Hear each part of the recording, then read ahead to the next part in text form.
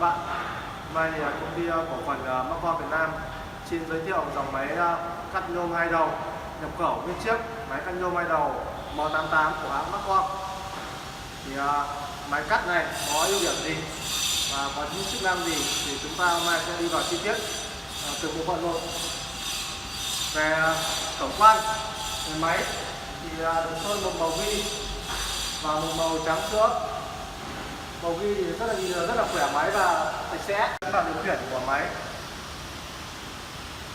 bản điều khiển máy này cắt nhôm 2 đầu M88 thì vẫn quay được hai góc độ 45 độ trong và 90 độ, sử dụng được cả hai đầu, sử dụng riêng biệt đầu 1 đầu 2. Ở đây thì những nút bấm thì đã được bọc cao su bên ngoài, chống được bụi bẩn bạt nhôm. Tiếp đến là trên đầu máy thì chúng ta nhìn thấy là đây là 3 piston. Đầu 1 là 1 piston, đầu 2 là 2 piston kẹp, giúp cho chúng ta kẹp phôi nhôm chắc chắn hơn trong quá trình cắt. Trên đầu piston thì đã sẽ có những cái van tiết lưu để chỉnh lượng khí ra vào tùy vào những loại nhôm mỏng và nhôm dày. Ở dưới đây chúng ta sẽ có một cái đèn. Đèn này thì trong quá trình làm việc thì trong buổi tối, trong điều kiện thiếu ánh sáng thì chúng ta sẽ bật lên để làm việc, nhìn cho cắt góc độ sẽ rõ ràng hơn. Mũ chụp thì vẫn là mũ chụp trượt lên xuống theo phương thẳng đứng, dùng vai mang cá, giúp cho ôm con máy rất là gọn gàng. Từ đấy mà đi về đến phần bảng điều khiển. Ở trên đây thấy có một cái phôi phụ để đây sẽ lắp vào đây để chúng ta kẹp tài liệu. Rất tiện. Đây là bảng ổ điện. Ổ điện bên ngoài trước, bên trên ngoài ta sẽ thấy hai cái hộp tham mơ thời gian. Cái này thì chúng ta sẽ điều chỉnh được cái lượng dầu vào trong cái lưỡi cắt. Đấy. Đây công tắc nguồn.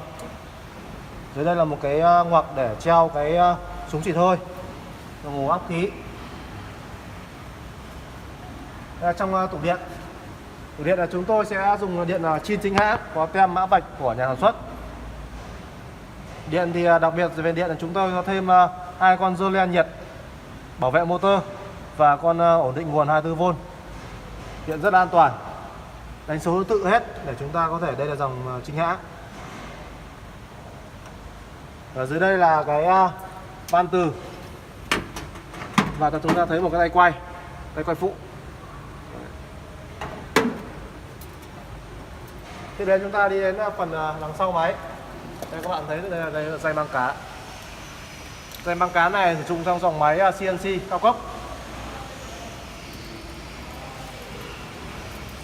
Máy ở đằng sau thì chúng ta thấy hai piston, một piston dầu, một piston khí. Piston khí thì chúng ta sẽ chỉnh được cái quá trình lưỡi đẩy ra, đẩy nhanh hay đẩy chậm, chúng ta chỉnh ở đây. Ở đây là hộp đựng dầu làm mát, thiết kế kiểu mới. Ở đây chúng ta sẽ lọc được bụi bẩn mạt nhôm, giúp trong quá trình đưa dầu làm mát vào lưỡi thì nó không có bụi bẩn mạt nhôm vào trong lưỡi, giúp cho lưỡi sẽ bền hơn theo thời gian. Trên đây sẽ là những cái vòi phun dầu mát trực tiếp vào lưỡi. Khi chúng ta khởi động thì dầu làm mát sẽ phun trực tiếp vào lưỡi.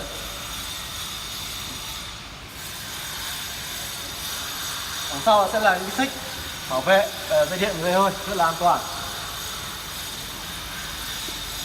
Bây giờ chúng ta sẽ đi khởi động máy, thử máy.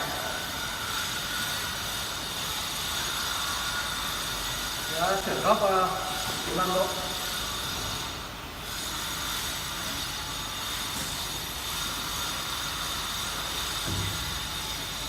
Rất là êm ái để xuống hơi.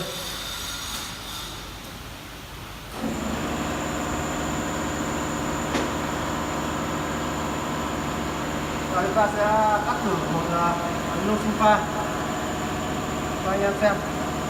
Rồi chúng ta sẽ khởi động motor trước.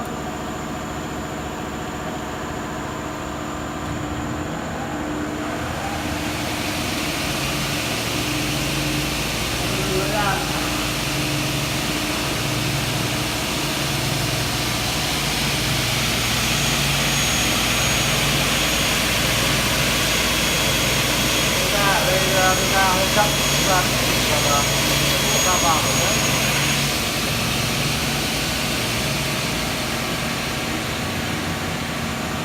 Nó sẽ cắt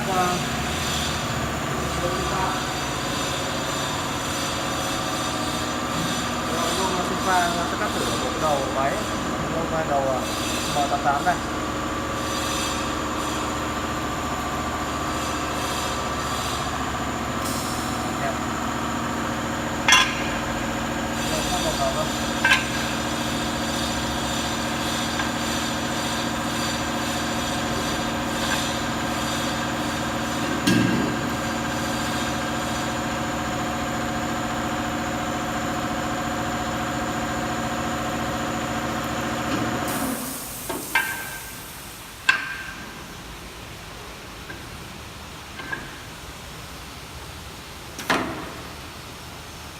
Ok, hơi bé nhưng mà cắt kẹp rất chắc. Đây là một cái rất là chắc rồi. Sẽ cắt thử. Đây là motor.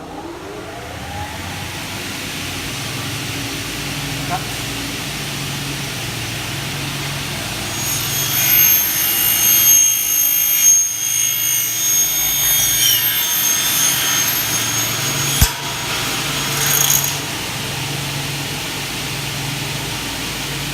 Motor phải kẹp.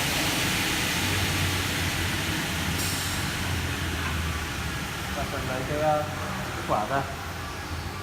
Đây là cái vết cắt của con máy cắt nhôm M88. Xem quan sát rất là sắc nét.